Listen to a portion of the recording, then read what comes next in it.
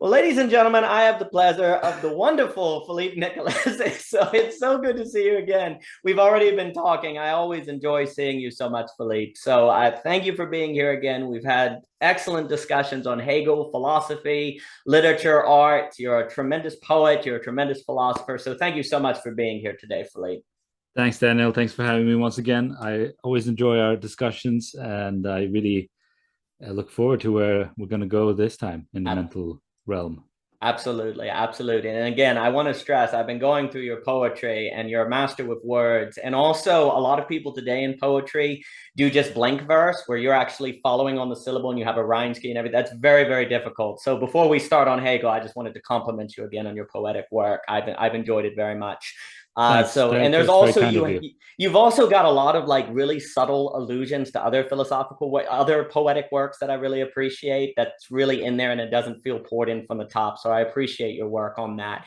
But to start, congratulations on your upcoming class on the Phenomenology of Spirit. That is magnificent. I've enjoyed, you were talking with Dr. Nieberhauser recently on the upcoming class. It's coming here. I also really have enjoyed the recent videos you've put out on Hegel on your own channel, which have been very informative.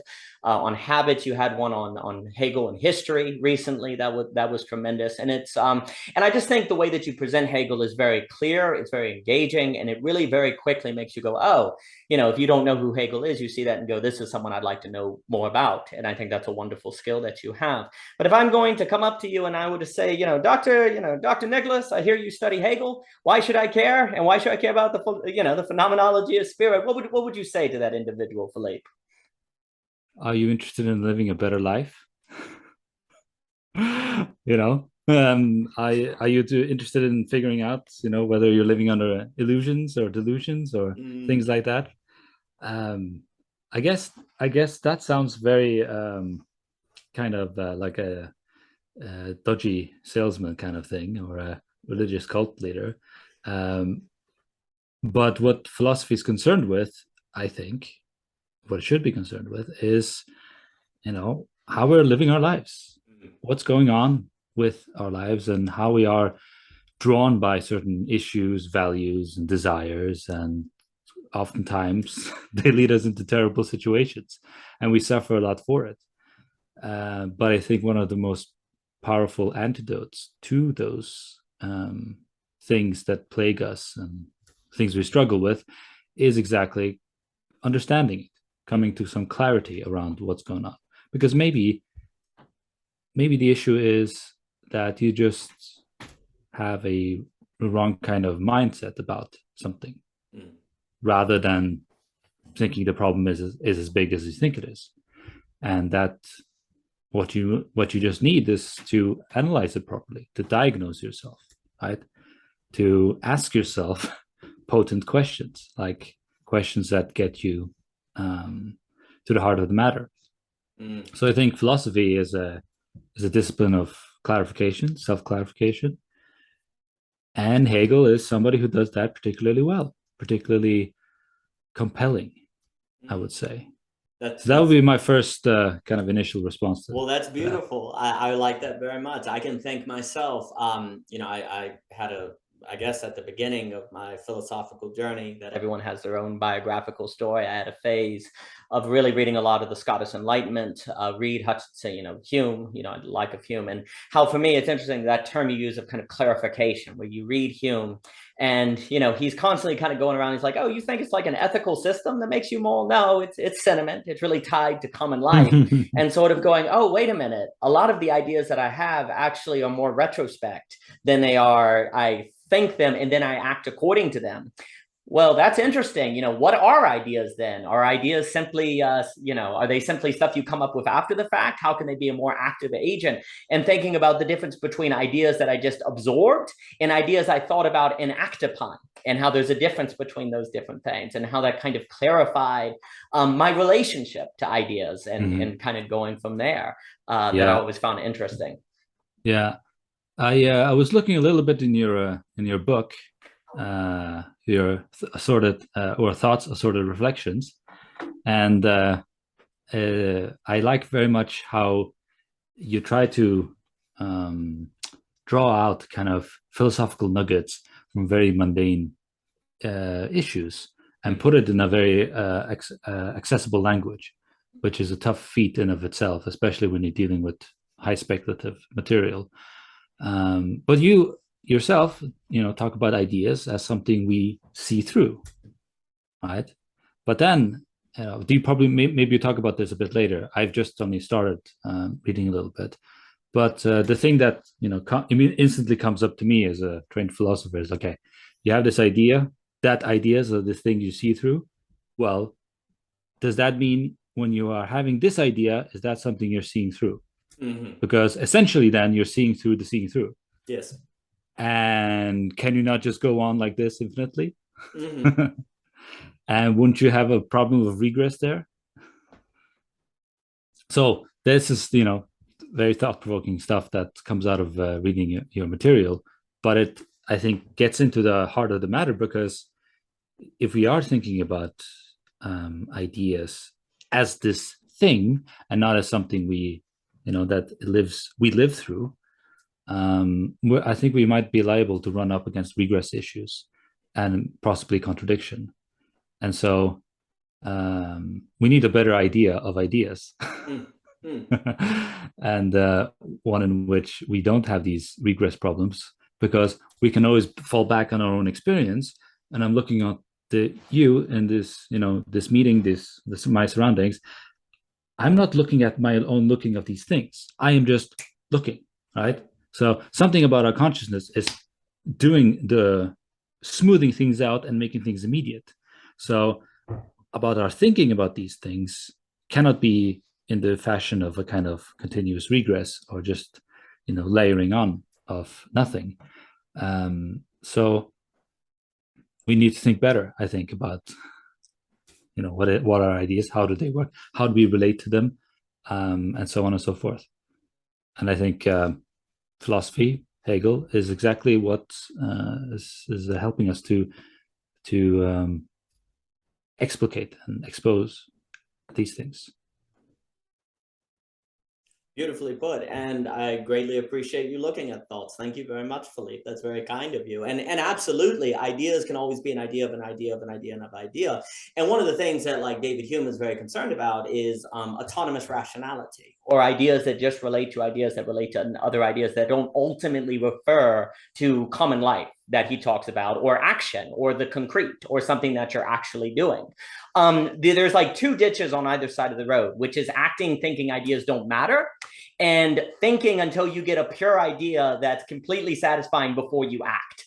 And so there's a ditch on either side of those roads. And so with someone like David Hume, one of the reasons he wants you to acknowledge that philosophy, like a lot of ethical theories, are tied to sentiment, is not because he's saying philosophy does not matter, but because he wants to say philosophy and lived experience are always going together. Like the grounding of philosophy is found in a way that you're carrying yourself in the world. But of course, the danger with that is if you carry yourself in the world and never think about it, well, then you can end up in one, he's concerned about being controlled by power, where you have someone come in and tell you how to think and you never question it. And so you just go along, kind of like I associate that with Hannah Arendt's banality of evil, which is where it's kind of where evil becomes thoughtless, not stupid, but something you do without thinking about it. So philosophy is in service of helping you not get captured by ideologies or thoughts that kind of come in. So you need to have that thought. But the problem is, the moment you enter into philosophy, you can just do philosophy without actually living. And then you get swept off into what he calls bad philosophy, or false philosophy is when you just have ideas relating to ideas in a kind of eternal regression. And then for him, he associates that with he's kind of being tongue-in-cheek when he says this feeling of being heroic, because you as a philosopher are relating ideas to ideas to ideas, and you have this great system, but the phrase he uses is, you've forgotten to be a man, you've forgotten to act, you've forgotten to be in the world, and so you've engaged in this kind of bad philosophy because you're forgetting the basis of common life. And so no, you absolutely have to eventually act, or otherwise it's just ideas upon ideas upon ideas. And so there's kind of a ditch on either side of the road. And hopefully that comes out in thoughts. One hopes that they accomplish these things in the text. Yeah. One of the strengths I find in Hegel and a lot of other philosophers is that they don't start out with the hypothetical, right? They start out with what is most actual, what they think is most actual, and most immediately actual. This can vary a little bit depending on the kind of, I would say, almost variable we're dealing with, whether it's consciousness or rationality or what have you. But the point is always that, well, if we start with an actual idea and that's something we're actually invested in and preoccupied with, or something we are driven by, whatever, we won't have the issue of whether or not we're living it or not. We're already within it, right? And so when we're thinking about it, the idea is that we hopefully make that idea more intelligible to us, clarify it to ourselves, right? And you can look at this as, yes, maybe it looks like as if you're stepping out of the action to look at the logic and then re-enter the action. But you can also flip it, the picture around, and think, well, something about the action prompted me to think, prompted me to, to consider it analytically or through logic or what have you. Like Heidegger's doorknob, which you mentioned in your book, right? Door won't bloody open. Your consciousness is wham there, attention, like what's gone wrong? Let's make a troubleshoot list. All these things are sort of marshaled together, and it's not like thought just comes upon the thing from the outside. Rather, the other way around. Thought springs from the action, right?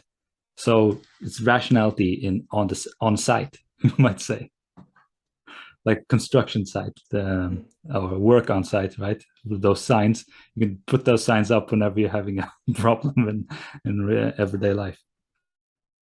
Oh, absolutely. And to the point, when I first read Hegel long ago, because I had not really understood the Scottish Enlightenment, I totally misread Hegel, because I did not have a sense that he was building from sense certainty up.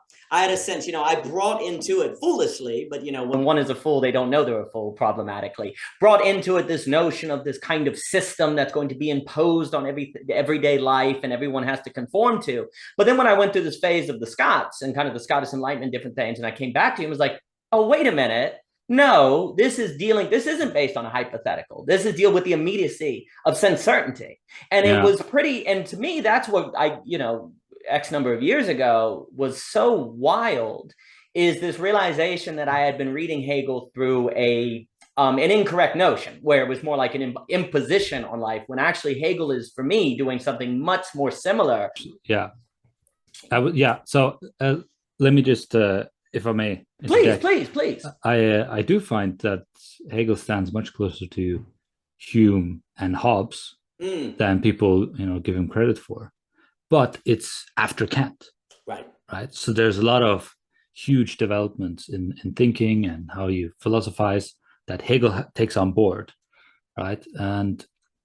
But the way I sort of give as a kind of figurative example is that, okay, you imagine you're God or like perfect reason in the universe, and you want these half-witted creatures to do good actions, right?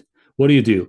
Do you write out your laws and put those laws down on the earth, or that you tell them don't do this, right?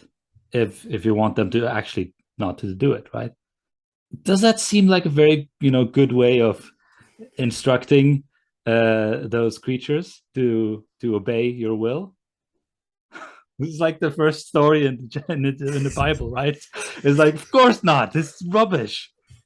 So I would say reason in the world is smarter than that. It's more cunning, and the way it gets people to do good stuff is, I think, and here I think Hume is right, is through sentiment, through feeling, through giving something to the individual who does this or that thing. And that then Mill comes along later and he builds utilitarianism, and he sort of recognizes that, well, ethical system needs to have this as part of its component, otherwise it will never be actual. It will never actually work. And what good is a perfect ethical system that's not actual or doesn't work, right? And this is something I think is on the same wave that I think along with Hegel, right? That rationality is at work in our customs and habits and whatnot, because it is providing us with incentives, with sentiments and good feelings, and or terrible feelings when we're doing something bad and so on. And this isn't irrational, but more rational than just figuring out something, purely logical or purely formal. Mm. And it is through this that we then build institutions, more complex ways of living. We have libraries, we have states, we have various departments within the states, politics, blah, blah, blah. But all of that still has those components of feeling and sentiment to it, because that helps cement the logic, right? Mm. So Hegel absolutely doesn't have this dichotomy between feelings and reason, as one being, non-rational and the other rational, right? No, emotions is just another form of rationality. Mm. It's another way that reason in the world is making itself known to us. Mm. No, I think that's very good. And what's so interesting to me on, like, when we say when Hume is saying that sentiment is primary for the ethical life, he is not saying that therefore philosophy doesn't matter. He is saying it is actually, if you don't have philosophy, you're still going to be operating according to some moral life based on the sentiment of your common life. The issue is, by not having the idea of it, by not understanding it, then when someone comes along and says, oh, you're doing it all wrong, or the way you're living is wrong, say power that's trying to control you, or some dictator or whoever, you won't have the understanding to be able to defend your common life, and therefore you lose it. And it's kind of interesting there, because I parallel that with, like, you were speaking on how there is in fact a progress when you understand why you are the way you are. Like, if history is developed in a certain way, understanding that history has developed that way, just even having that understanding has a kind of progress in it, even if it doesn't immediately change, say, the material condition or different things. Well, likewise, for Hume, the very ability to understand that the philosophy or the ethical system that you have reflects a common life is not meant to attack the common life, but actually then give you a ability to hold to it, where you say, well, the philosophy is the expression of the common life, and it needs the common life. Now Hume is also going to say, though, that you want to have philosophy to check and balance the common life, because if you start falling into various bad things, you want to be able to question it and stop it. But it always has to be working in concert with common life. One, to defend it from outside forces that want to control it, and two, so that it questions itself, so that it doesn't fall into depravity or various things that are bad, some of the banalities of evil that Hannah Arendt talks about. But without philosophy, it is better to have a common life that is philosophically informed than it is to have a common life that is not philosophically informed, even though the common life itself looks the same. The shops are in the same location, the mechanic is in the same place, it's the same material condition, but one of them is far more vulnerable than the other one, precisely because you lack that understanding of what the common life is expressed and how it comes to be embodied into one's ethical systems. But you see that's one of the reasons I liked when we talk about Hegel. To me, I like what you just said, that yes, Hegel has a lot in common with Hobbes and Hume, but he's after Kant. I like how you put that. Yeah, I wonder though if common life without philosophy looks the same as common life with philosophy. Because I think philosophy itself is just a clarifying activity, in the simplest terms. So it doesn't by itself directly affect things; it affects them indirectly, as right. You make use of very well in your book. But the common life itself, I think, might look a little bit differently, might behave differently. And I'm thinking here of, like, yeah, if you go out on in Moscow on a plaza there, and you start protesting stuff, right? A car is gonna come around and pick you up, and there you vanish. That's not gonna happen in the States or in Norway or in Germany or in the UK. So something is in common life that has been enriched and infused with certain philosophical and political values, such that one is, in a sense, freer to express themselves and their own self-determination in those sites. That makes them, I think, more robust and more rational. No, I Okay. completely agree. You know, it's the material condition may be the same, but the way that people carry themselves or the behavior, what they do moving forward can be very different. And that's why for me, like when Hegel says the owl of Nineveh is flown or different things like that, sounds like, oh, it's very passive, but no, it's not passive, because actually if you interpret and you gain understanding, yeah, you may not be able to stop, say, whatever is happening right now in the immediacy, but you can have a transformational common life that can impact how people act and carry themselves in the future. And there are differences, but I think you put it very well. Often the difference philosophy makes seem to be more discrete. They seem to be more subtle. They tend to arise between individuals, I guess you could say, in spirit, than it is, say, in the immediacy of, say, the job that you don't get a promotion at your job because you say study Hegel or something like that. But yeah. So, but I wonder if we couldn't say that actually, yes, the material things also do change, because with with the example you give with the glasses, right? If your glasses are off, then your actions around moving stuff won't be as effective as if you had, or if you're driving, right? Let's say that may be a better example. If your glasses are, behind or not like, and within your proper range of your eyes, then you're a danger or liability, or you must drive slow, whatever. Sure. But if you have the glasses as they need to be, exactly so you see properly, you can do your job much more efficiently. And I think this openness seeps into political systems, which seeps into business practices, which removes maybe corruption and things like that, which then seeps into people able to develop their talents and ideas more fully, and then which makes maybe more efficient fertilizers, and that is cheaper for everybody, right? And that we need less farmers, and then more people could go do something else, right? And I think the developed Western world just proves this, right? Technologically, culturally, people have more leisure time. Material things are generally cheaper vis-a-vis our total spending and so on and so forth. So I would say there is a material difference, but it's not a direct difference. Right. I think your vocabulary of using direct and indirect is very good. Yeah. Yeah. No, I think I agree with you.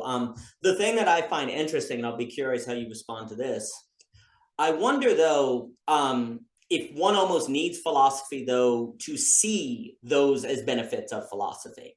Whereas if you don't have philosophy, you'll say, oh, it's a benefit of science. Oh, it's a benefit of democracy. Oh, it's a benefit of education, which to me is one of the reasons why, like, there's kind of like major stakes to learning philosophy, because if you don't, you also lack the ability to see what the world has gained discreetly because of philosophy.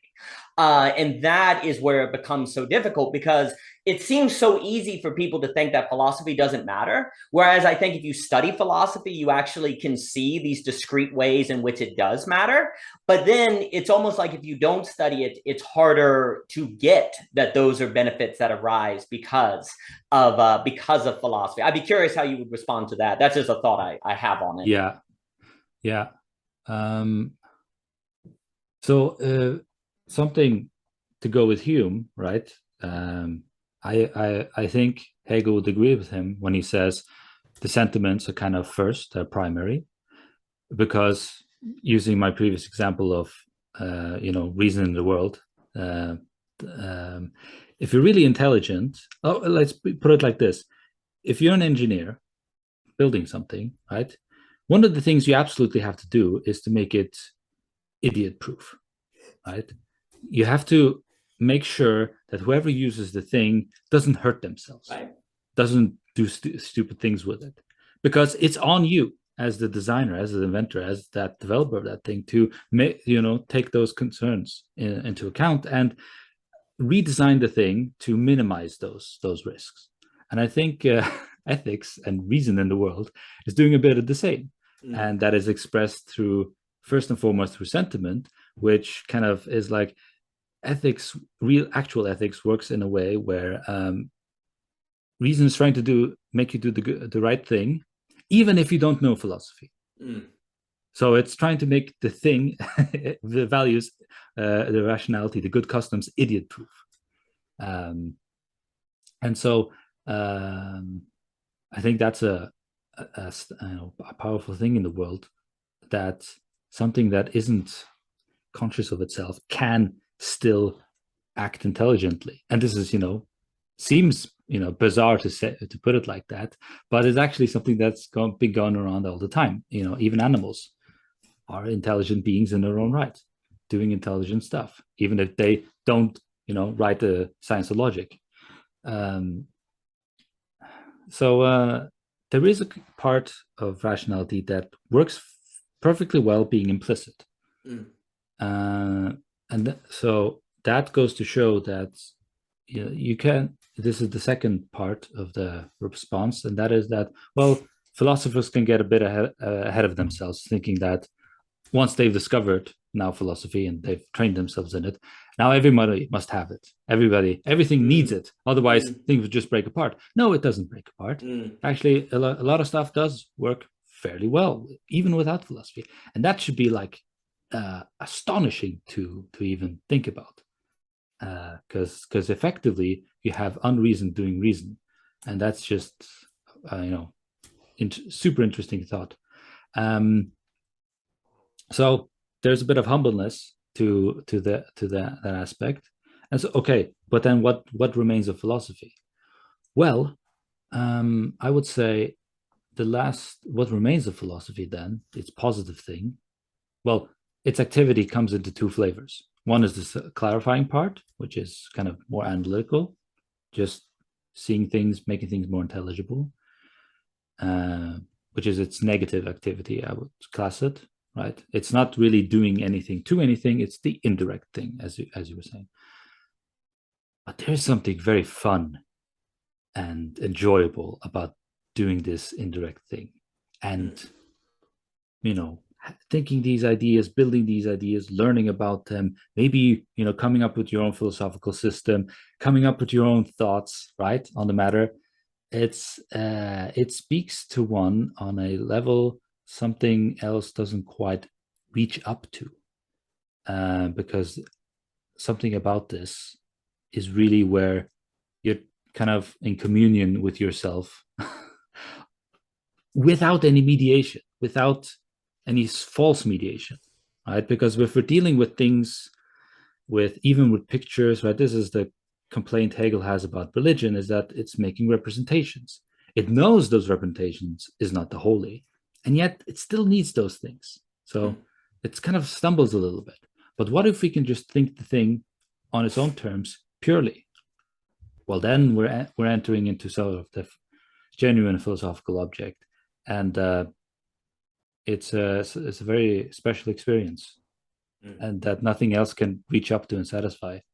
So that, I think, is the positive content of philosophy. And from the outside, it seems useless because it is thinking about the very idea of use itself. And you cannot think of that in terms of use value, right? So a higher standard needs to step in.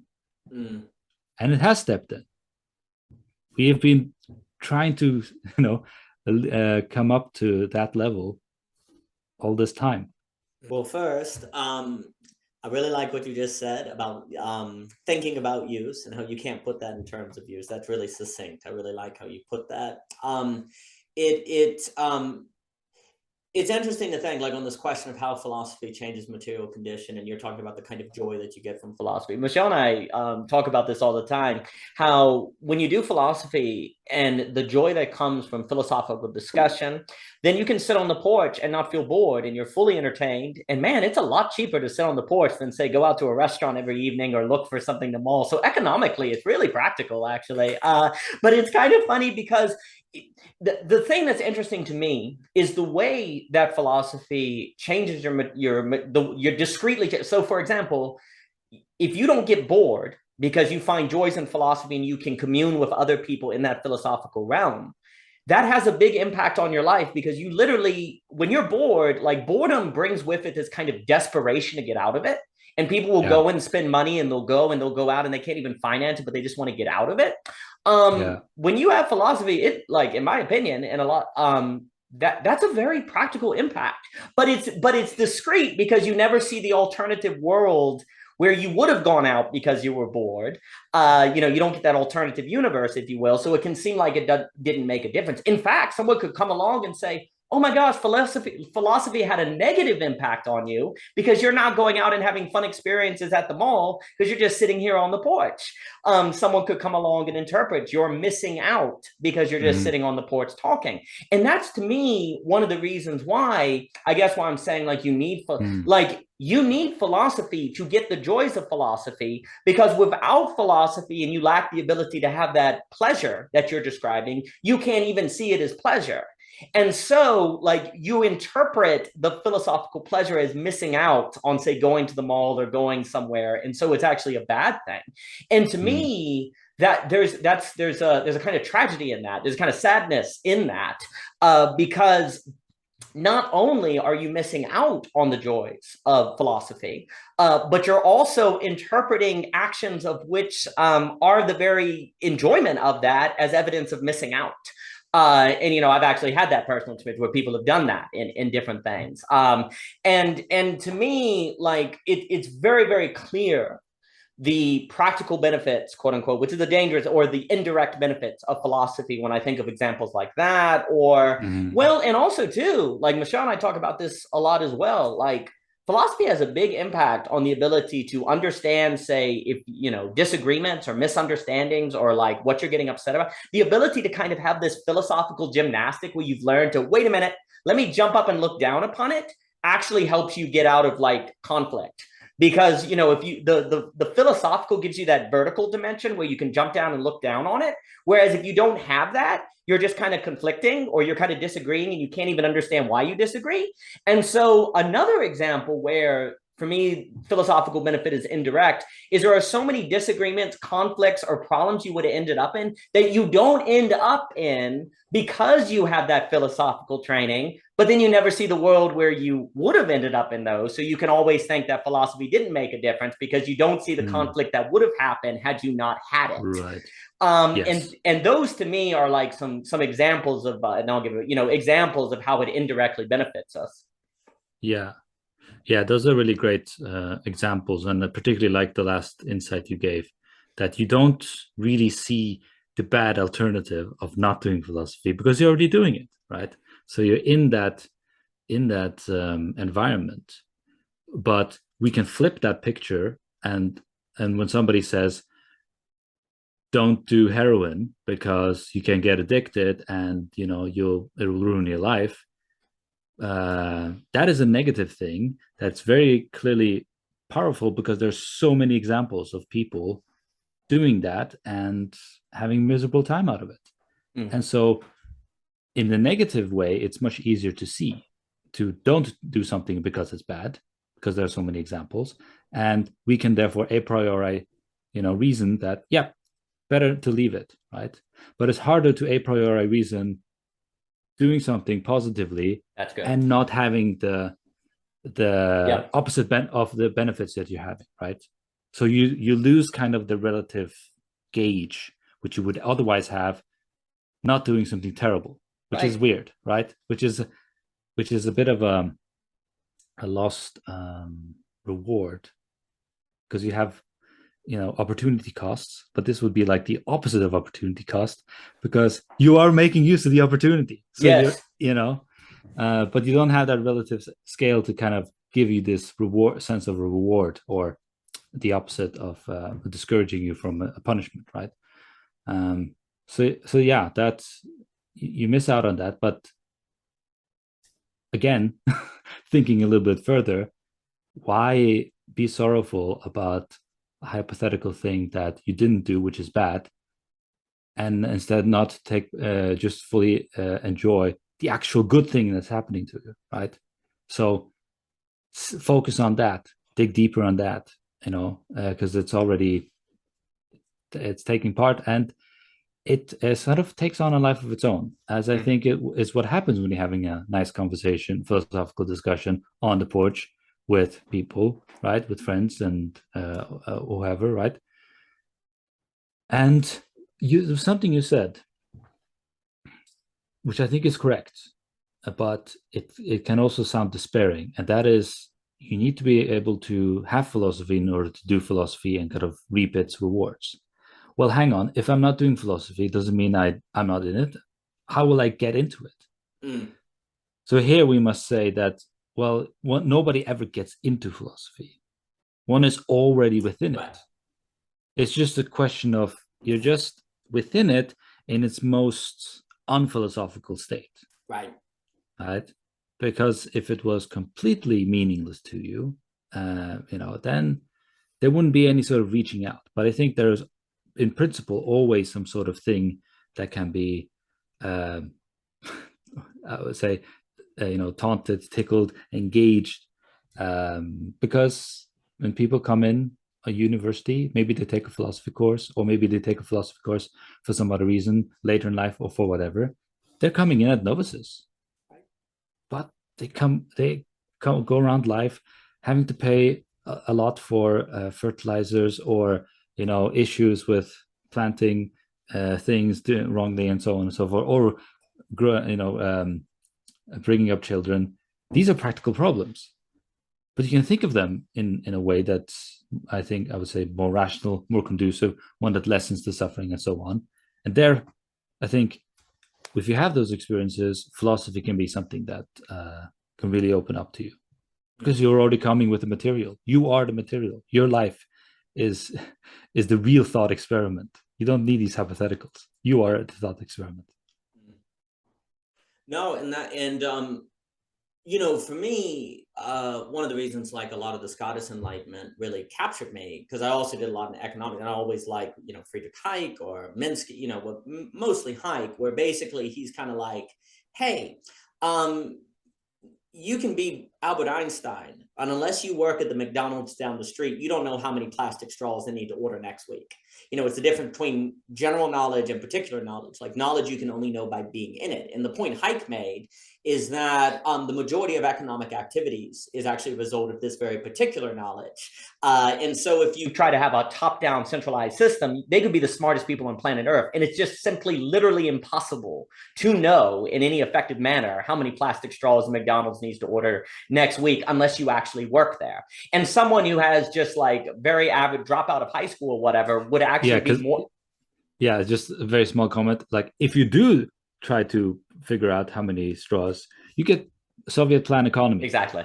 That's exactly right. We saw how well that worked. Oh, absolutely. And, that von Mises coordination problem, and then the Halkyon knowledge problem, which to me, they're different, but they also overlay a lot. It's exactly that. Like, in order to know that, you have to create a surveillance apparatus or control apparatus that's no good. And so for me, that was quite powerful, because it went to show you, like, I never even realized there were two types of knowledge, really. This abstract knowledge and this particular knowledge. And I was like, oh my gosh, actually, there's like, just because you're like super high IQ and you see patterns and you're Albert Einstein, there's literally things you cannot know unless you're in it.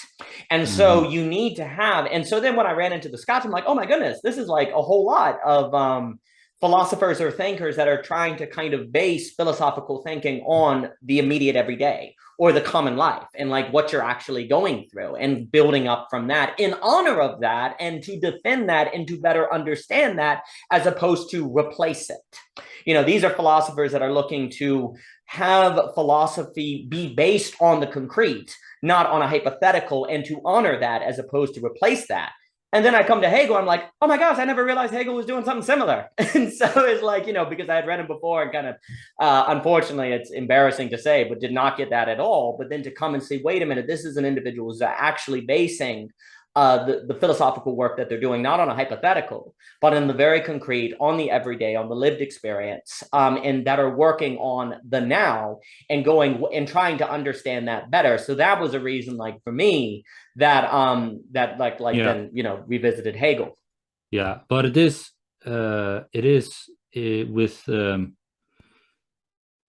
with view to the universality of the matter, yes, to the universal, right? It's not the particular as particular. I think philosophy as a science, as a form of knowledge, always is dealing with things in terms of universality, which we as self-conscious beings have plenty of. Absolutely.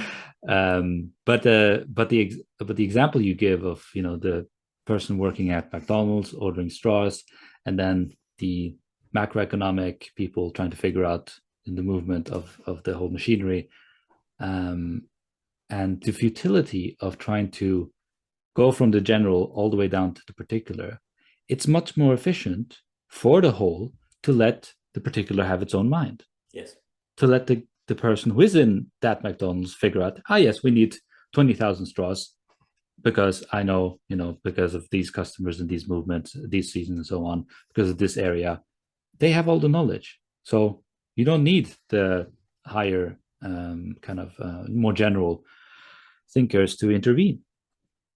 And this is, I think, shows kind of like how good reason can work with this, through disjoints, through discontinuity, right? You can give responsibility to other people to sort out more particular things, and that'll work out for both of you as benefits more. So as philosophers, Hegel is squarely interested in the universal thing. Should he want to move into the more particular thing, then he becomes that particular, unless he is interested in the universal of that particular. So he might move into art and aesthetics and figure out the universal from there. But he wouldn't go in and do art, do painting, right? Even though he would probably get a different experience, different sense of what's going on. But it's maybe not necessary for him intellectually. We have a bunch of people around in the pool. They're all talking about what it's like to swim. Somebody's got to actually go down in the water, right, and go down there and swim. But he or she can report back to the rest of the guys standing up on the side, like, yep, this is how it it feels like doing this movement, and then they can intellectualize about it. I really like what you said. So, because this will set up the question I'll throw at you on what captured you when you read Hegel. Why did you get into Hegel?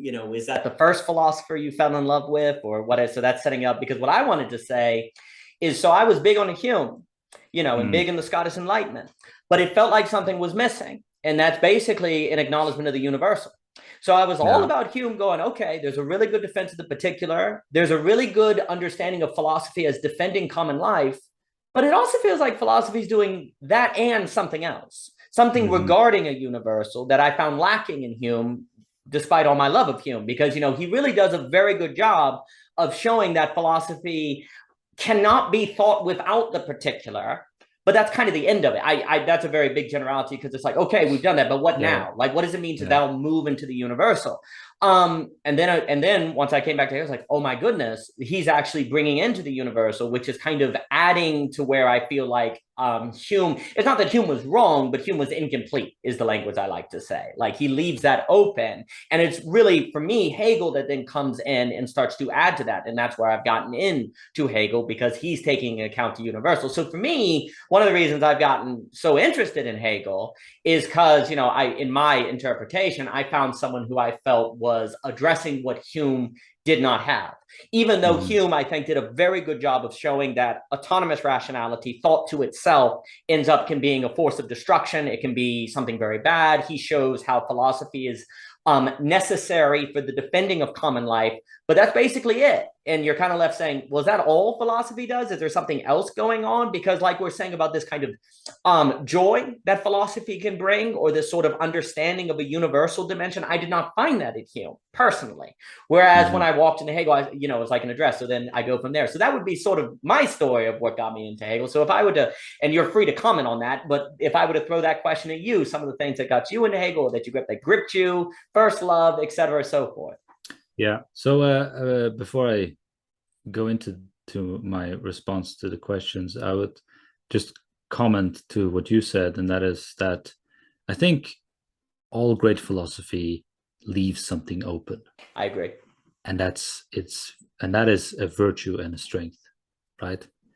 If you read a great philosopher and they don't leave you hungry for other great philosophers, I wouldn't call them great.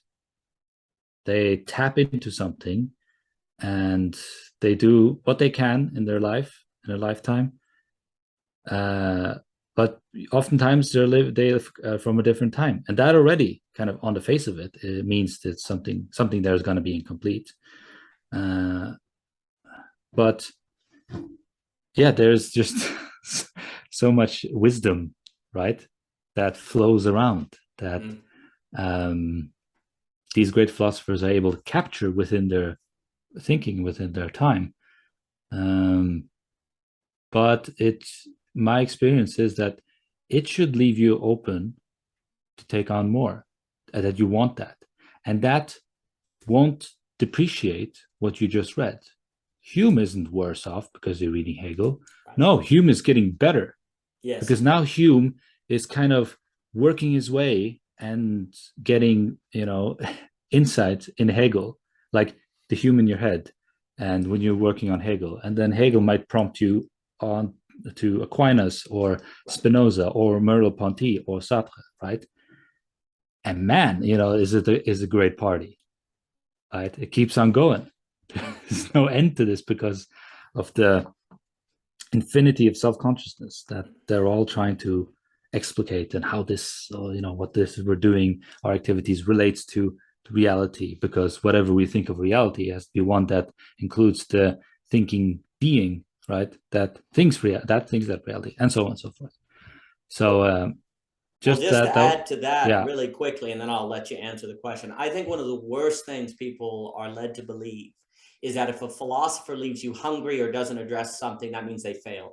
I think it is a terrible tendency. I think we would never go into a business and expect the guy who unloads the truck to also do the taxes, to also unload the coolers. We know that people do different things at different times, and it all comes together to make the whole thing run. And yet we come to philosophers and say, oh, if you didn't address every single question, or if everything's not right, then they're a failed philosopher. I think it's a terrible impression that people have. I completely agree with you. Hume is made better by Hegel. Like the hunger is actually a good thing. Yeah, there's a weird kind of modus operandi with regards to academia, and the way it works is you get kind of new insights through this critiquing of showing how somebody in the past, this and that, wasn't considering this or didn't consider that deeply enough, and so on. And it has its place, but it can get a little bit hubristic and destructive.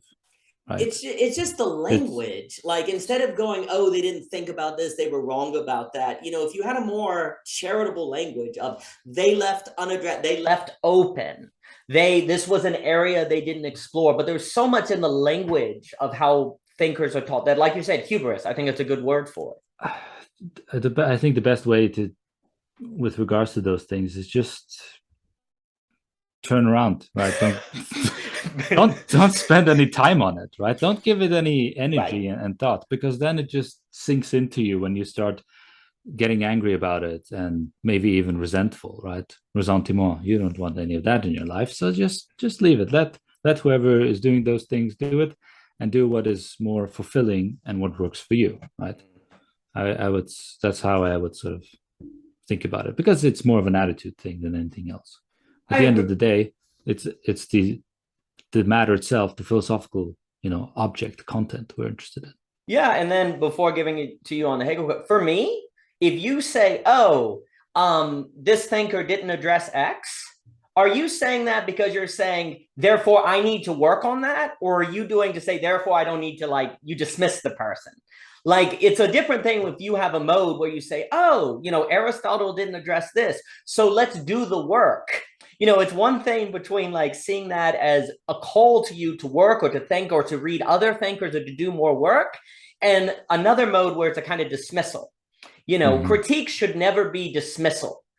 Critique should always be in service of inspiration, or you're saying there's a clearing here, that work needs to be done. I think critique always has to be balanced with a kind of honoring, and also a reflection back on yourself to say, well, what are you going to do? You think you can do better than Aristotle? You think you can do better?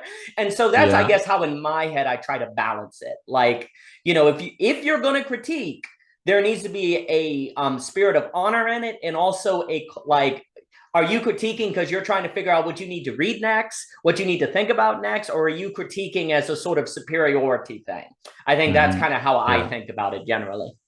The biggest part of me wants to agree with you and say, yes, absolutely, that is what we should aspire to do all the time. And yet, you can have people coming up with the silliest things, and shouldn't those things like deserve a kind of vociferous critique? Exposing the stupidity of the thing. And this is something great philosophers even do with each other, right? They can get very testy with each other, which can sometimes be funny to read, but other times could be get a bit silly. And so I guess again, I want to agree with you that we ought to aspire to that nobler ideal. And maybe one of the ways we can do that is to clearly separate the content itself, pour hate on the logical thing that's not working, and give the guy a break. The person who thought of it, because oftentimes we put the two together and becomes an ad hominem thing, and that's definitely missing the mark. Yeah. I will note that I agree with what you're saying, that there are different times for different kinds of critiques. Like, for example, if I'm critiquing Aristotle, there may be things that are really, really stupid in Aristotle, but it's probably because of the scientific limitations of the day or kind of his historic moment. Whereas maybe the stupid stuff in the Washington Post is not well thought out, and it just deserves to be kind of just mocked or just kind of dismissed in different ways. I think that gets to depend, like for me, that gets to the question of how much the author themselves put into this work. Were they dedicated to the cause, or is it just an opinion piece because they know they can get a lot of clicks if somebody, if they're being offensive? So I do think, I will just say, and then we'll get into the Hegel question. I will say that I think you're correct. I don't want to say that there is never a time for a more aggressive form of attack. But we also, this is actually what I want to say, Filip. I actually find, for some weird reason, and it would be curious to explore why, there's something about, it seems natural to be kind of a vicious critique against what deserves more tarrying, and to have kind of a nicer critique against what actually deserves a more vicious form of attack. We almost tend to do it in reverse, because often the thing that deserves a vicious attack is the sentiment of the day that if you attack, you'll be a black sheep and you'll be kicked out. Whereas when everyone's going after Aristotle, you can get kind of social clout to go after that, or different things. So I find that we tend to reverse the critiques in exactly the way we're supposed to do it. Well, it depends. I don't want to say I guess what's more important there, is it being right or getting social status? Right. Because social status is probably going to have more impacts on your life than being right, which is really twisted thought to think. Sure. And in addition to that, the dead are dead. Sure. Aristotle doesn't care. He had his run. He had a great party at it, and he's not gonna, a lot of Aristotle acolytes, they might get furious, probably more furious than Aristotle ever would. Yeah.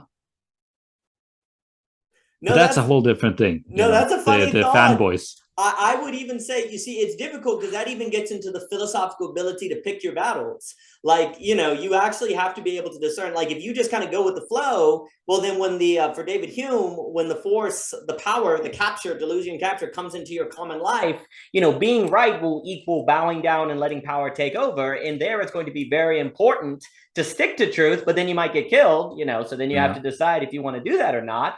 But those are all, because this is a rabbit hole now, this is a good one. But that also, though, gets into one of the reasons I think philosophy is important and does indeed make a practical impact, is because you want to think about what you're going to do before that situation arises. Because once it arises, you may not be prepared, you may not have the training, it might be difficult to actually put in the time to think about it clearly, and now it's there. And to me, it's kind of like, I often think about philosophy as having kind of a fire extinguisher.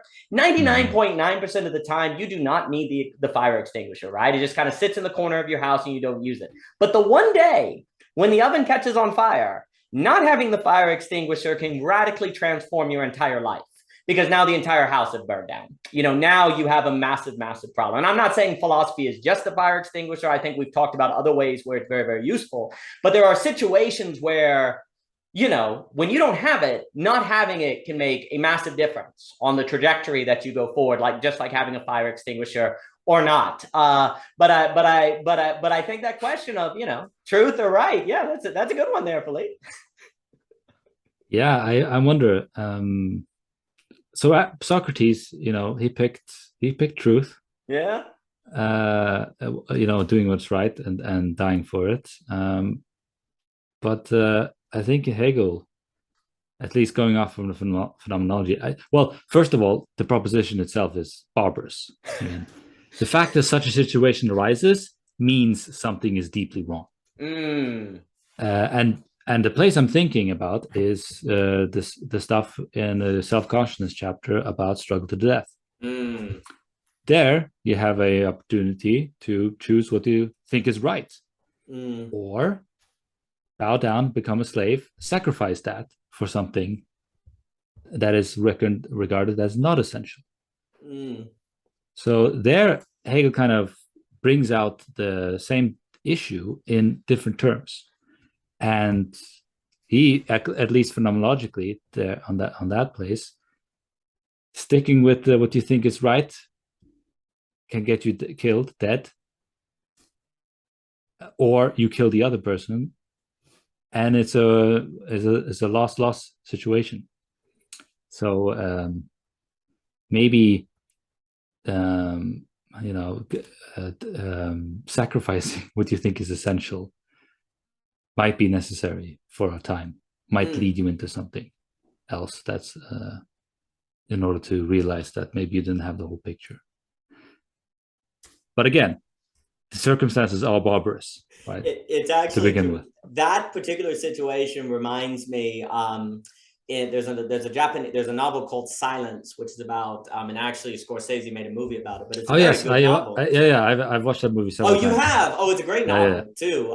Where, I think I started reading the novel, but then I felt like it feels too much like a movie. I feel like everything is in the movie already. Scorsese worked on that movie for like a decade, and he really, really loved that novel, and I think he did a very good job in it. But I love that novel too. And as you see in that, it's kind of like this notion of actually walking on Jesus's face and sort of giving up the faith is exactly what Jesus would have you do, right? It seems like dying for your beliefs is the right thing, but actually you need to die to your self-conception that you're someone who's like Jesus enough to die for what you believe. So you have that extra layer of abstraction that's put on, which then what's so interesting about that is it actually goes to show you that the choice between truth and right can only be determined in the concrete of the situation. Like maybe in some situations, it's better to say die for truth, where in other situations, it's good to say, claim that you don't believe in Jesus anymore when you still do, because that's actually the true sacrificial act. Well, that would depend on the situation. For me, that's another reason why like Hume and Hegel is such a big deal, because they're basically like, you can't just say it's always better to choose right over truth. You can't just say that it's always better to choose truth over right, because sometimes what you're picking as truth is your idea of the truth that you convince yourself is the truth, but really it's stroking your ego somehow. In other situations, no, it generally is the truth. So you need to die for it because it's the blood of the martyrs by which they know your testimony, like a Christian notion or whatever. But then in other situations, it depends. And so that right there for me is such a powerful concept, because it shows you that philosophy can never be used to get you out of work. Like you can't just bring into situations, oh, it's better to always die for the truth and therefore you don't have to think about it. No, you always have to do the work of the now and to think it through. And I think that's very powerful. Yeah, as I was saying, it's something is bad about the situation itself. Yes. Right. So you are in a situation with this opposition between having to die for what's right or live in shame of, and giving up what's most sacred and essential to you as you see it there and then, right? So another place where philosophy can step in and help clarify well, what kind of world is it that I'm in where such a situation arises, right? Excellent. And maybe I shouldn't have to die for an idea that I take as essential, because in the better world, the more rational world, this thing shouldn't arise in the first place, right? So maybe dying for it doesn't actually solve anything or help anything, and so. But yes, that I really enjoy Silence a lot, and the movie. Um, since you mentioned it, it's been quite an inspiration for me in my big poem. So Really? Oh yes, wow! Oh my you will goodness! see. You will I see I look some forward to that. reflections I have Magnificent. on that. On the theme and narrative of that film within my own convoluted poetic narrative.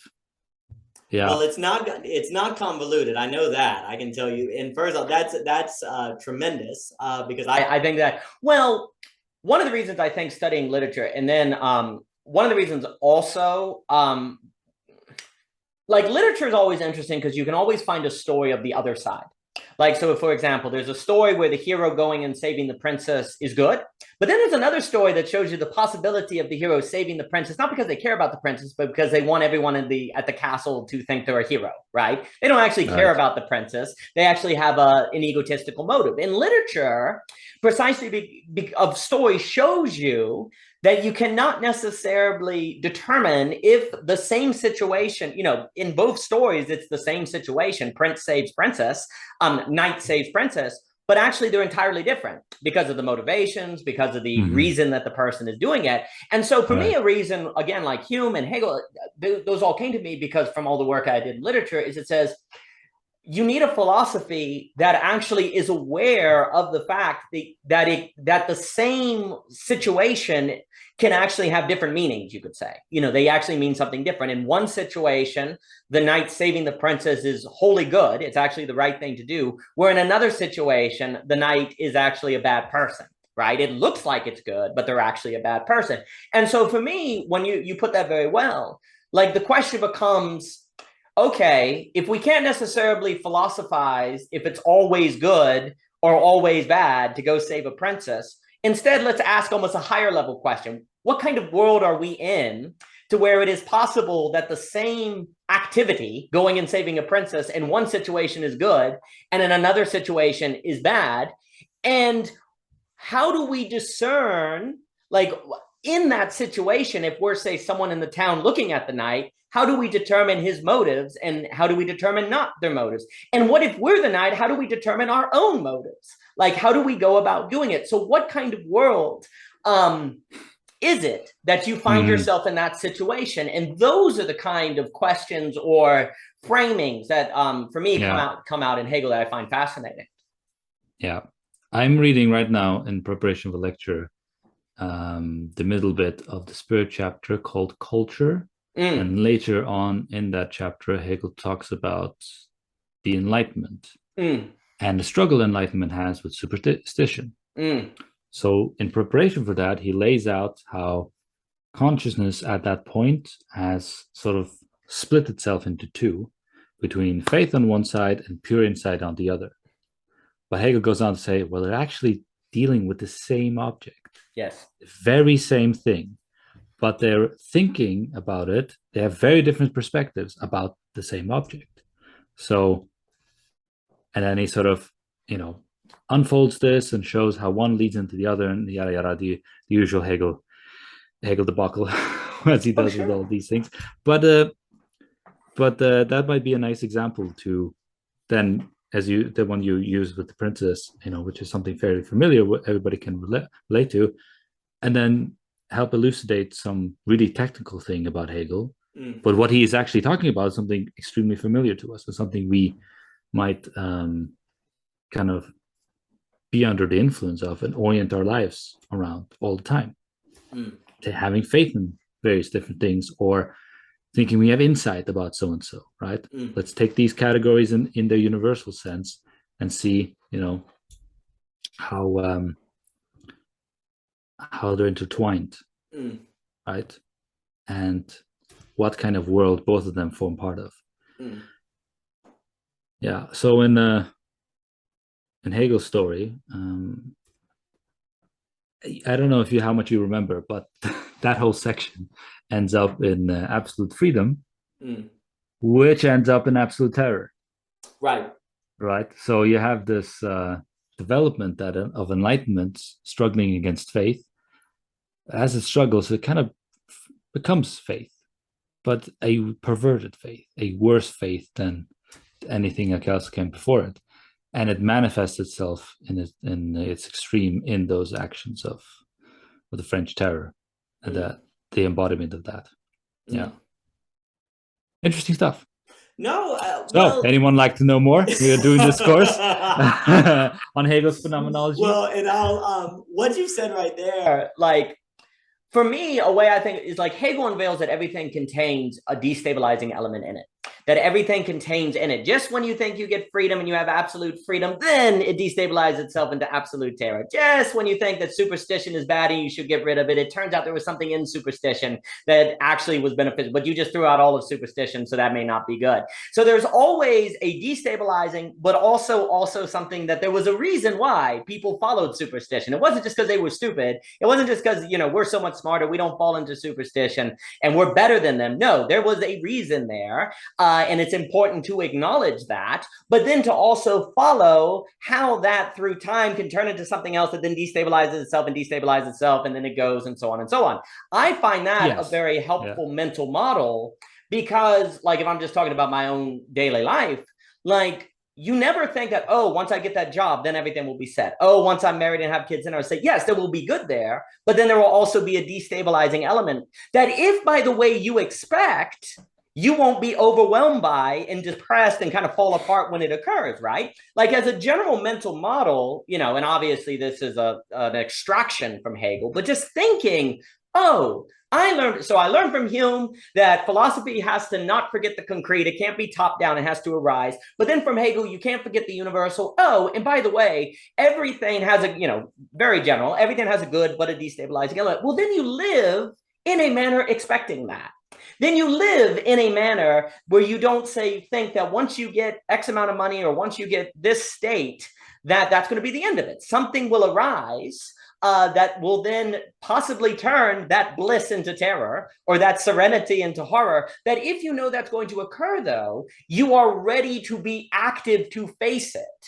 You are ready to be active to rise to the occasion in the same way that if you say, or in the book Silence, and that there are some situations where it's better to die for truth and some situations where it's better for right, then you are ready to have to think in that situation. You are ready to have to think and act. I don't mean just think, but you can't just come into the situation and press down upon it your preconceived notions of what need to occur. You have to be in the situation and paying attention. And so you don't get overwhelmed by the fact you have to do that. You don't become closed-minded. You're there and you're ready to act in accordance. So for me, that's kind of always been a helpful way to think. Yeah, I would say Hegel goes a step further and asks, well, why do you even begin to think that there is something out there that leads you to think that you have a better situation, right? Maybe thinking in those terms portrays that something is wrong right here and now, right? Such that if you just deal with what's right here and right now, maybe that does require that you do the thing you're trying to do. Maybe that is a response to the current situation.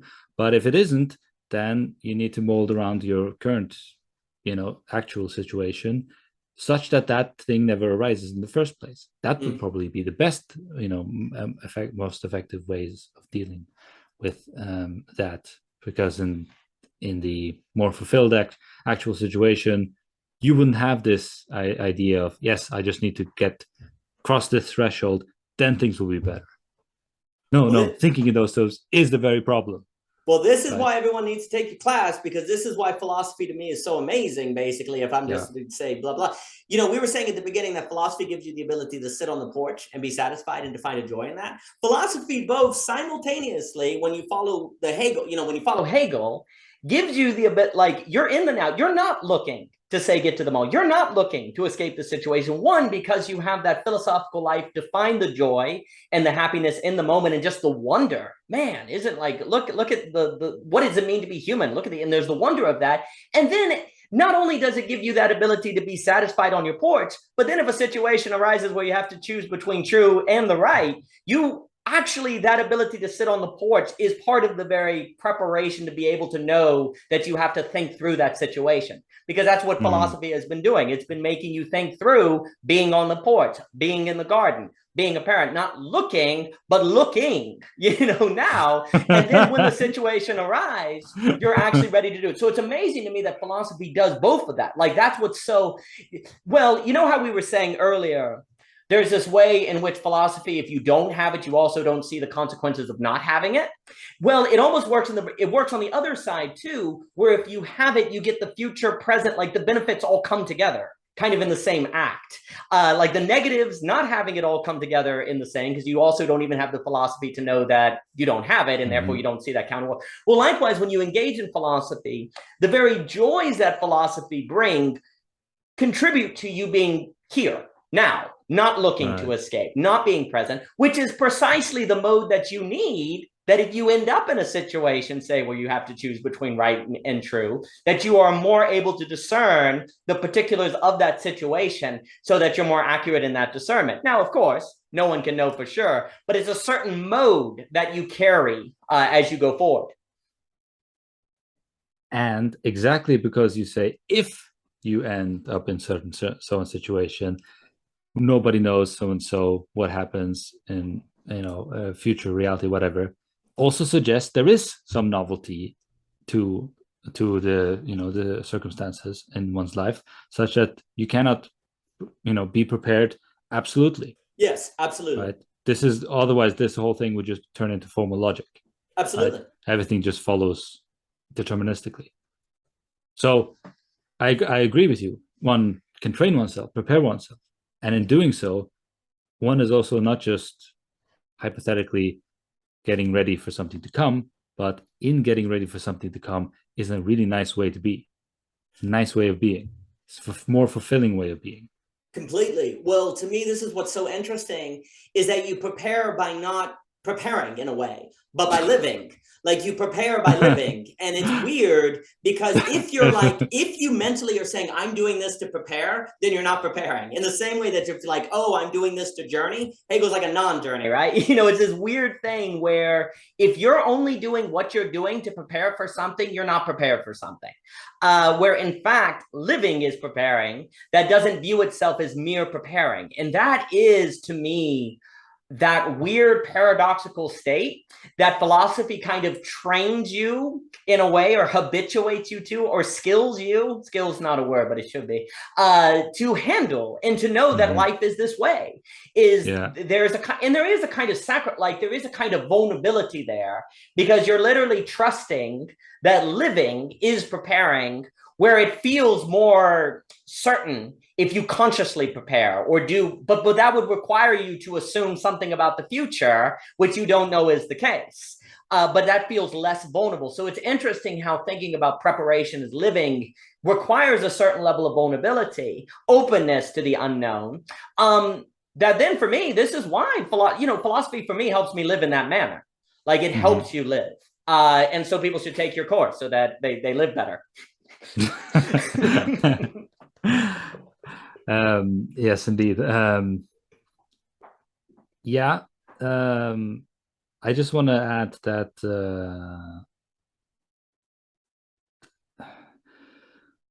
sometimes there are periods in life when certain intensities rise that will require different, you know, form of preparation, or not, maybe not even preparation at all. Maybe it's execution, right? You just are in it and you do it. So maybe if you're, you know, in a project, you know, maybe it's writing a book, or maybe it's setting up a course, maybe it's doing this or that. It can take on a toll, take out a lot of you, right? And there, I think it becomes very limited to how much things can still prepare you, and it's more about, okay, well, now you're drawing on the things you have prepared, and it's using the strength that's there to, because you're immersed in the immediacy, and it's just taking you over completely. So there can be those periods as well, which seem to can be like the contrast to the situation of preparedness and living. Yeah. Discontinuity. Absolutely. Yeah. No, Which is kind of what a dialectic is, right? It's discontinuity. Being is a nothing. Yeah. Anyway, you ask me how I got into, how I got into philosophy, how I got into Hegel. Right? Yes. So, Hegel, like spellbound, you pulled you, etc. First love, etc. Yeah. Well, first love into philosophy was Nietzsche. It's he works wonders on the youthful mind, and it's kind of, I found it through accident. I was playing a video game on the internet, and it was online, and somebody called himself the Antichrist, and I was like, haha, do you think you're the devil? And he goes, no, I'm referring to this book by this German philosopher Friedrich Nietzsche. I was like, what? I was like completely taken aback, like did not compute. And then he sent me a link to a website about Nietzsche and stuff. And I met another fellow when I was in trade school, and we were both kind of like intellectually minded and kind of at the wrong place in a wrong time of our lives, sort of. But there we were, and we got talking, and through him I got interested in other kinds of philosophy. So Voltaire was somebody who I got interested in early, read some of his stuff, but it was like a hobby for a while, for a year or two or something like that. But then it's, as you keep doing these things, you keep reading, it just starts to take over you like an infection, right? It's like this thing you're nursing, and it's just at one point you just wake up and like, nope, things gotta change, can't go on anymore, right? I have changed, my mind has changed, my priorities have changed. So I started a bachelor in philosophy, and there was a professor there who was kind of doing two roles. He was doing philosophy, but also was head of the liberal arts, and he gave a presentation on liberal arts. And I was like, after that, I was like, yep, I'm also majoring in that. Yes, please. I'll have some of that, thank you. Because he was talking about world of liberal arts and all the different things they get up to, which is just fascinating. You get immersed in so many different things all at once. And during that time, doing philosophy, you finally get to read Kant, Spinoza, Wittgenstein, Aquinas, Plato, Aristotle, people I never actually read. Right, I read Nietzsche basically, and Voltaire, and maybe a few other characters, shady types like La Rochefoucauld, but it's in actually at uni that I got exposure to all these other guys, and then your mind really gets, I think, trained. And eventually Hegel comes along. And at first, Hegel was just one dude among others. Right? Nothing. It was strange, very strange. Felt very foreboding. I enjoyed the Hegel course I took well enough.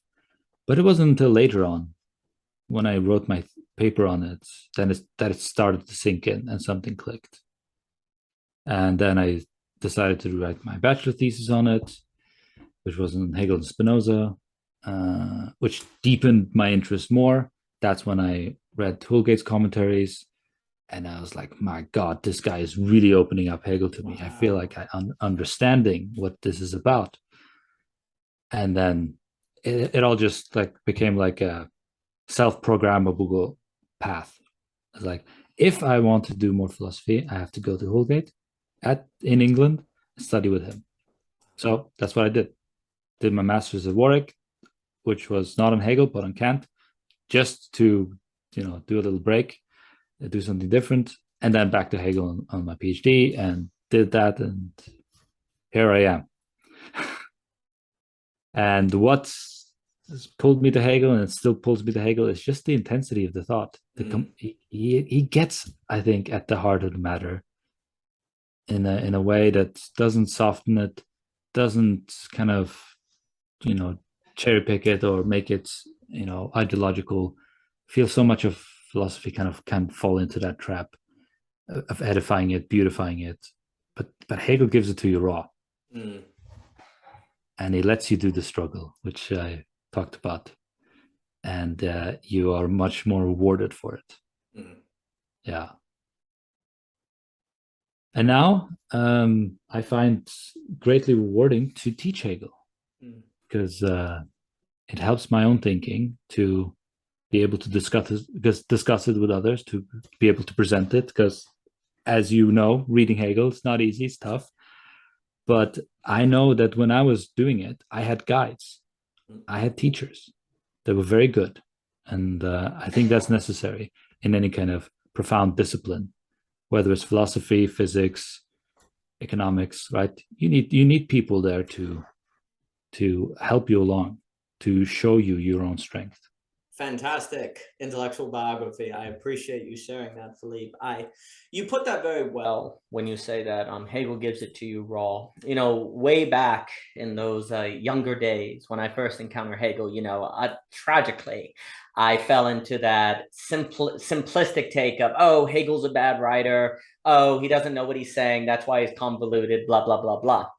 But then it does seem as if to really get Hegel, that's a danger. No, whoever fully gets it, but gets Hegel, you do have to almost go through the philosophical journey, or a lot of different thinkers. It's almost like there's something there that has to go through to sort of kind of get you to the place. Because when I came back to Hegel, what kind of occurred to me is like, wait a minute, he writes this way because he's all in. Like, this is the intensity of the thought. This is not because Hegel can't write or he doesn't know what he's saying. He's basically like, you want to come in here or not? If you want to come in here, we got to go, because this is intense. Yeah, and this train is leaving now. Yeah, do you want on or not? And if you want on, then you better go. And that to me transformed the way I understood Hegel. I almost viewed him, it's not quite accurate, but like almost like a vision beautative. People have these like near-death experiences. They have these kind of, psychedelic experiences that are like super intense and very difficult to articulate. That's what I started seeing. An individual who went into the depths of a full experience of trying to get at what the very heart of philosophy, that there's no easy way to do.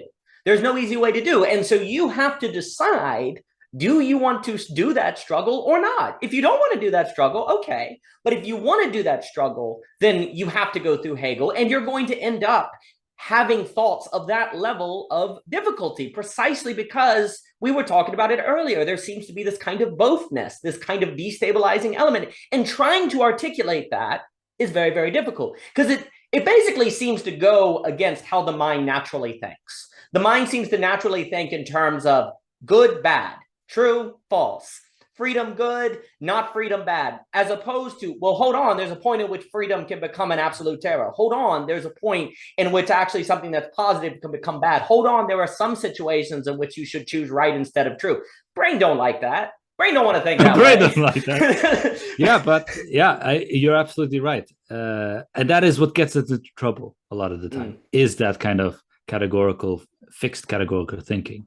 And Hegel's not the only one to do these sort of inversions and show how practically our thinking of pure ideals or pure categories gets us into the trouble. Plato was very good at that too, right? And Hobbes, when he's describing the state of nature, how does the state of nature arise? Well, it's through the equality of self-consciousness, right? Everybody thinking they're equally entitled. That's what gets into the inequality, this struggle issue, right? So you might almost say that it's pure categories that as part of part of the problem here.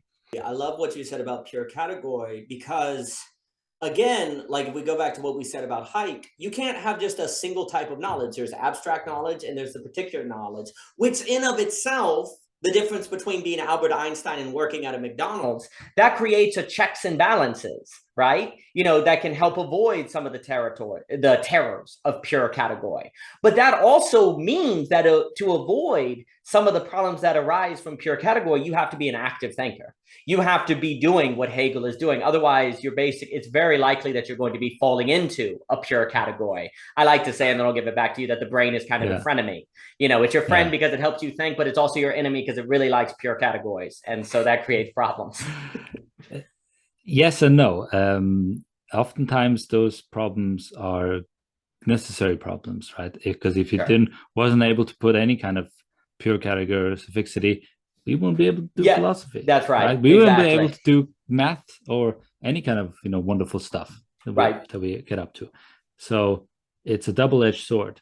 It's when we put the purity and think of it as ultimate, that's when we do get into metaphysics, and all our problems, our deepest problems, are essentially metaphysical. Right? We don't really give a shit about cars or houses or materials. What really gets us going is the metaphysical issues. Right? Gender politics, it's not about what you have in your pants, it's worldviews. Right? That is the battleground. That's what's the issue. So you were saying, please, there are two forms of knowledge, and yet there cannot be, because they're both knowledge. Yeah, that's the trick. Knowledge has to itself divide within itself, right? So this is the Hegelian move. Yes, you got to continuously, loop through it and think, well, hang on, this can't be two forms of knowledge. Exactly. And that's kind of what Hegel gets at the end of Phenomenology of Spirit. Knowledge can't be relative. It has to be absolute. Otherwise, nobody would know anything. You wouldn't even know your own name. Right. The knowledge was just relative, right? So the relativity, the distinction, the difference is nestled within a greater identity or greater unity, right? But it's a unity that can kind of alienate from itself, can stretch from itself, can invert itself, right? This is what Hegel is getting at. And try to describe this, try to articulate it without violating language, right? Exactly. No way you can do it. Exactly. Without missing the point, without missing the kind of twisted concept, the twistedness of our mind that Hegel wants to get at. So his language is difficult and tortuous because in a way it's performative, the language, not just talking about something, it is doing what it is trying to talk about, as well as talking about it. So it's in its description is a performative movement that is meant to animate your very thinking, right? So it's almost like reading the Phenomenology of Spirit or reading the Science of Logic. You think you're reading the book, but actually the book is reading you. It's trying to program you, trying to program you in a way of like getting out the freedom that's within you. How do you do that in a way that doesn't just describe it as if it's done and ready with? Right. It isn't. You can't do it. So Hegel is kind of ingenious in using language the way he is, right? And of course, it looks tortuous and weird and strange. But get in it. Get on the train. Get on with the intensity, as you said. You're close to the sun here. You're Icarus. You're going with the wings. And with Hegel, it's like we're gonna fly up, man. There's no way this is going to go down. We're gonna go up and as high as it takes us. Absolutely. The way it's so, and it's like it's getting pretty hot in here. So we just started. Oh no. Yeah, we just started. Oh gosh, I forgot my water. Oh gosh. It's fine. So if it seems what's so difficult, and I use this example all the time, there's holding something like this where you clutch it, which then when you're saying that's wrong, you're tempted to just drop it. But that's a problem. Hegel's like, you have to hold it like this. So you have to have categories, but you can't clutch them. And the moment you clutch them, you've got a problem, right? Then when you get into total, but then the temptation of pure relativism is not to have categories at all, which of course doesn't work, because you need to have something to hold on to things. And it's this weird kind of open-handed hold that, you know, thinking needs, but also it's very difficult and it seems very skillful to kind of maintain that. That's one way I think about it. Yeah. Yeah, that reminds me of the resolve he speaks at the beginning of the Science of Logic, right? You have to have resolve to be passive and to let the thing develop on its own, which seems completely strange. Yes. But I think your analogy of holding the thing openly kind of makes sense in that regard. And yet, when we are thinking about the thing itself, focusing in on it, we have to think it absolutely purely. Right. We're doing pure being, not doing something that's on the table or whatever else you had for breakfast this morning or others concerns you have about presuppositionlessness and presuppositions and reflection or what have you. Can't do it. Right. The purity needs to be there because in a way, the thing won't fail unless you have the purity. Yes. So it's needed as a part of the development. Well, I say this because only after the development has happened, because strictly speaking, there is no development before it actually happens. Right. Again, we need to run the program sort of ourselves, all of us, whenever we read the book. Don't take Hegel on his word. Let the word take you. Absolutely. Absolutely. Well, and an opportunity to have the word take you is to take Mr. Filip's class. So everyone sign up and that, once again, yes. Bam.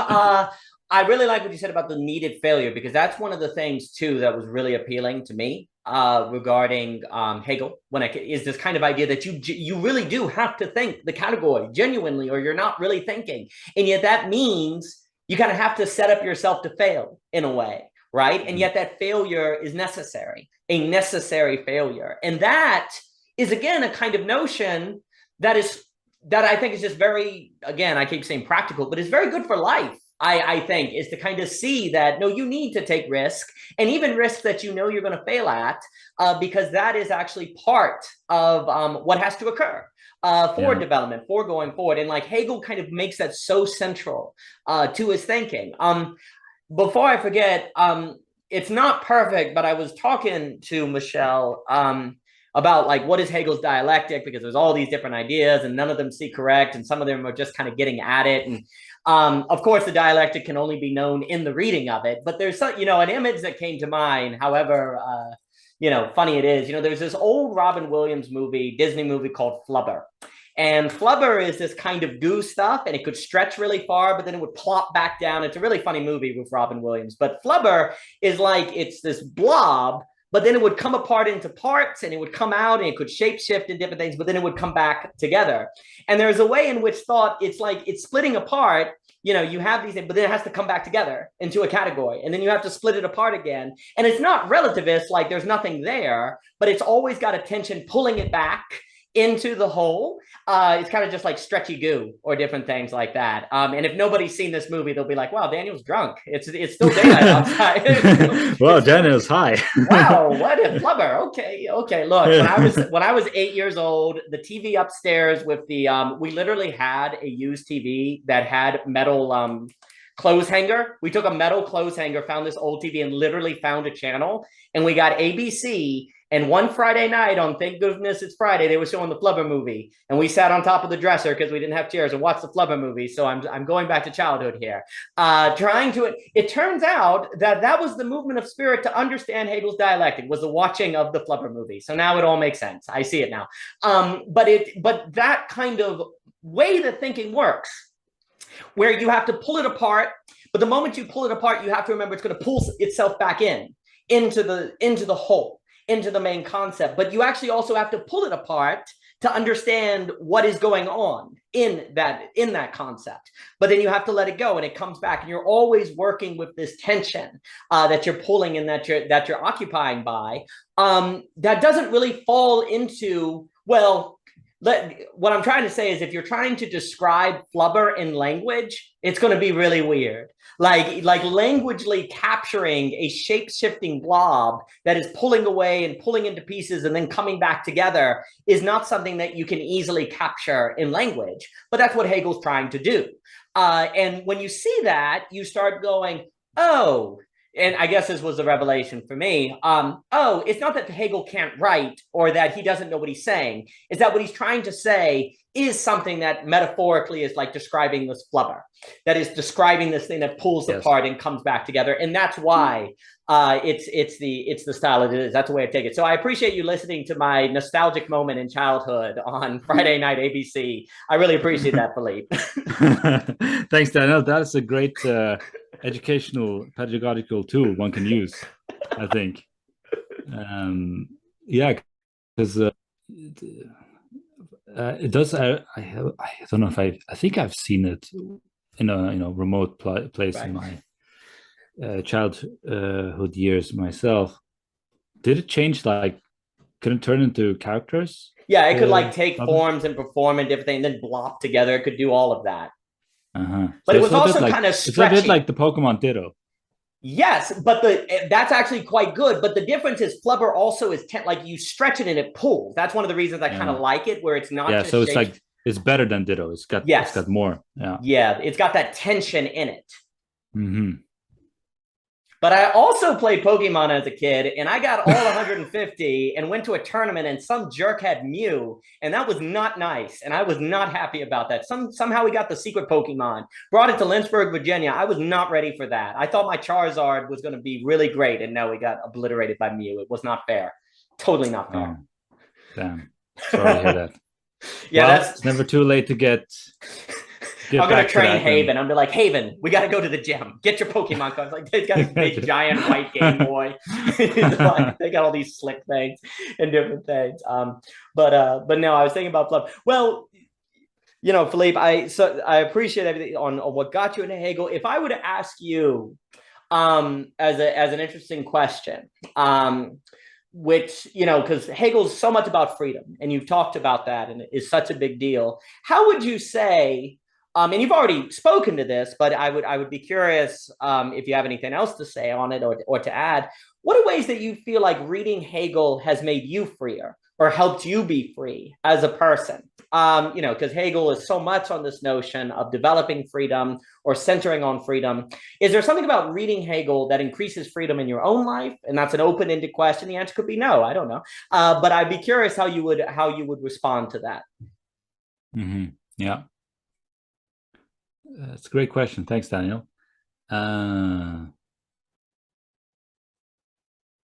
So with regards to freedom in Hegel, just as a topic, a lot of it has to do with, I think, what we have been talking about this whole session, and that is how we got to get beyond these fixed dualistic categories. And yet things are not as simple as just getting beyond them, because we see that they have been essential stepping stones, and the new thing that they generate usually takes the form of another kind of fixed identity, and on it goes. And that can also seem very despairing. But for Hegel, things aren't just occurring in cycles. Things are progressive. Things are developmental. And that is what gets us into deeper insights about things. So you have various different, you might say, freedoms in Hegel. The pure freedom is the freedom of thinking. So the mind able to go anywhere where the mind has been, and further, because you can take up painting or archaeology and you can study what has been studied, and hang on, I've discovered something else there. Now that adds to the big pool of mind, right? What mind can be. So that's a kind of ontological, logical freedom that Hegel talks about. But then he goes into philosophy of nature. He thinks that freedom implicitly develops in organic life, right? Plants, animals, they got freedom to them. He calls animals absolute idealists. They are it, right? That's right. Yeah. Because they are made up of different moments, their bodies and so on. It's so elaborately constructed, right? And yet it's a one thing. It's a one creature. It's one creature doing stuff. Like, how the fudge cookie can you have this unity pervasive through the whole thing, and yet this unity is nowhere to be found? Like, right? It's not. It's invisible unity, and yet it's all over the thing, and it animates the thing. It goes through the thing. So for Hegel, Aristotle still, his De Anima is still the best text on that topic, as far as he was concerned. And then later on in the philosophy of spirit, we get, well, how does this freedom make itself known to itself?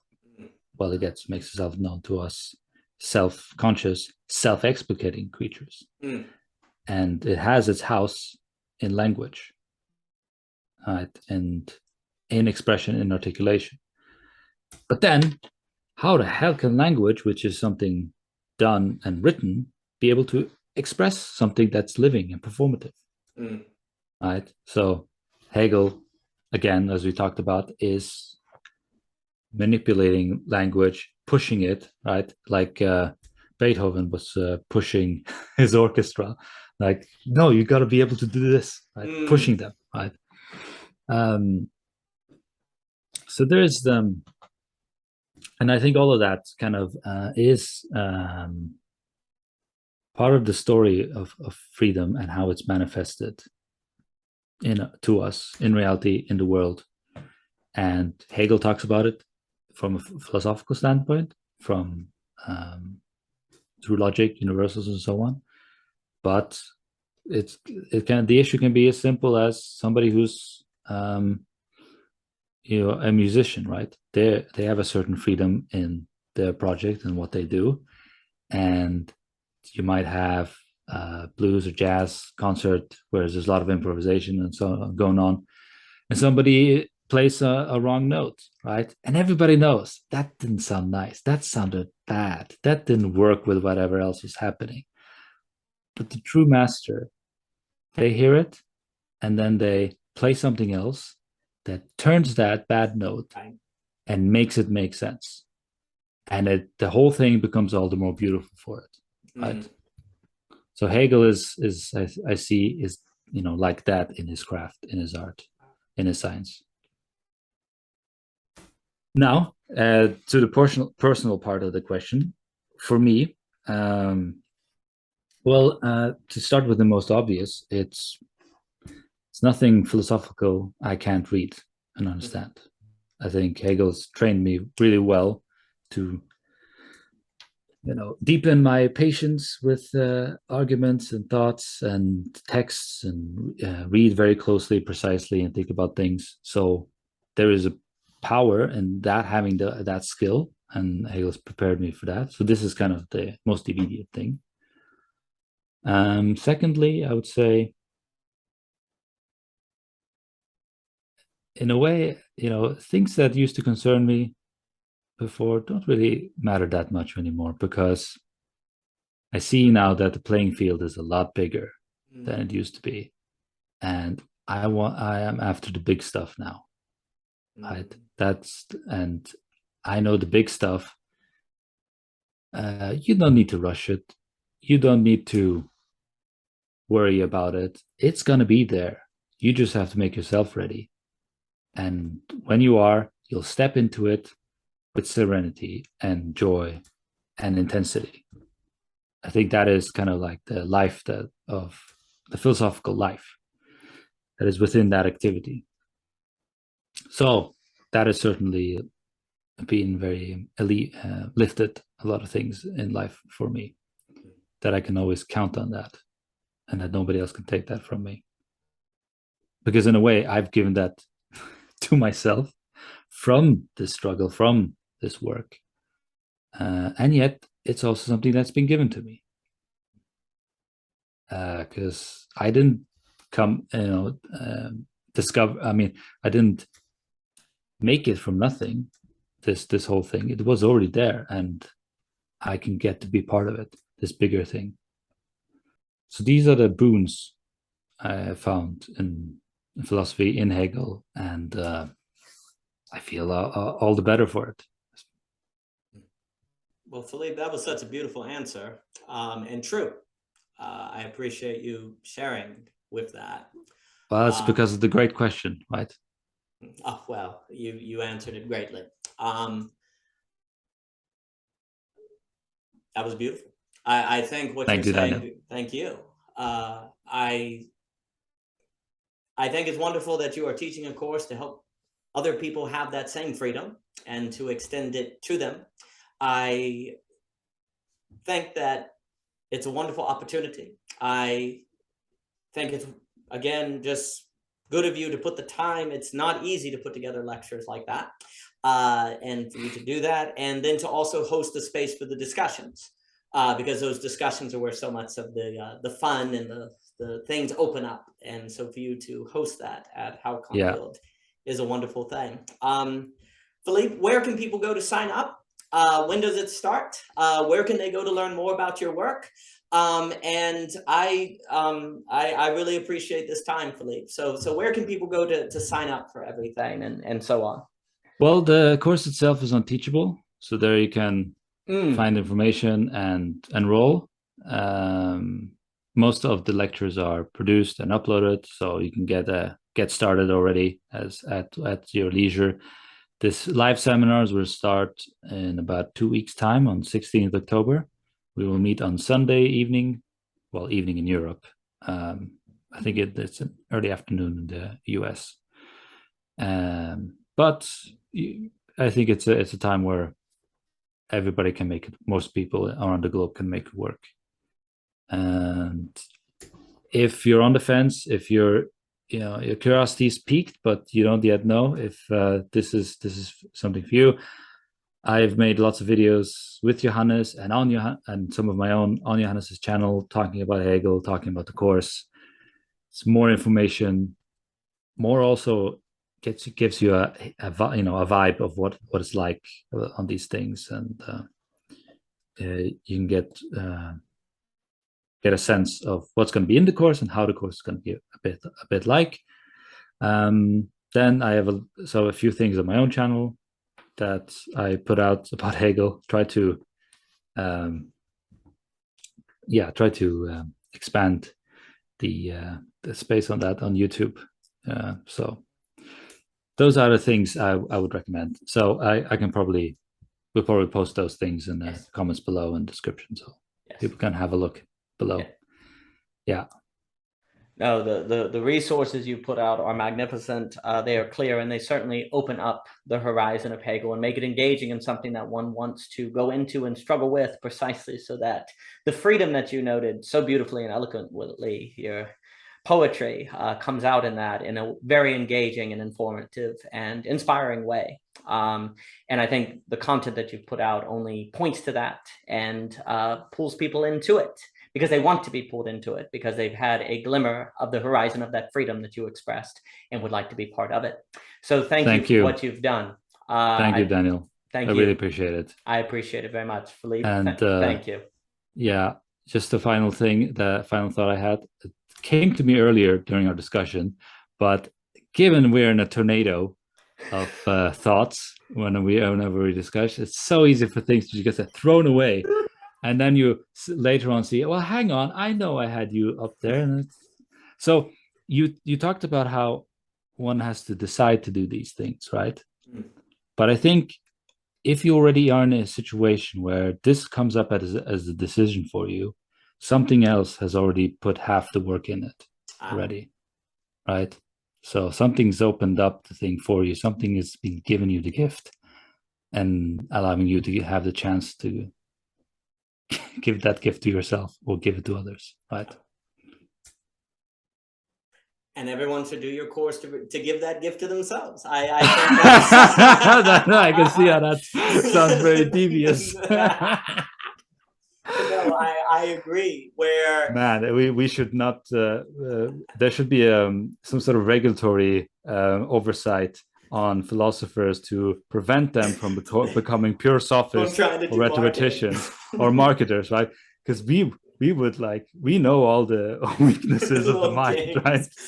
Dude, next week I'm gonna be like flipping through, and there's gonna be C-SPAN. It's gonna be this video, and they'll be like, "And this is why we have to pass regulation." And different things. Philosophers. Like, oh gosh, and different things. Well, Philippe, I've enjoyed this immensely. Thank you so much. I've enjoyed all of our discussions. Thanks, Daniel. And thank you, Philippe. May you have a wonderful evening. Thank you for everything, Philippe. It's really a blast. Thank you, sir. It was a blast too. Thank you. It was a blast. Thank you, sir.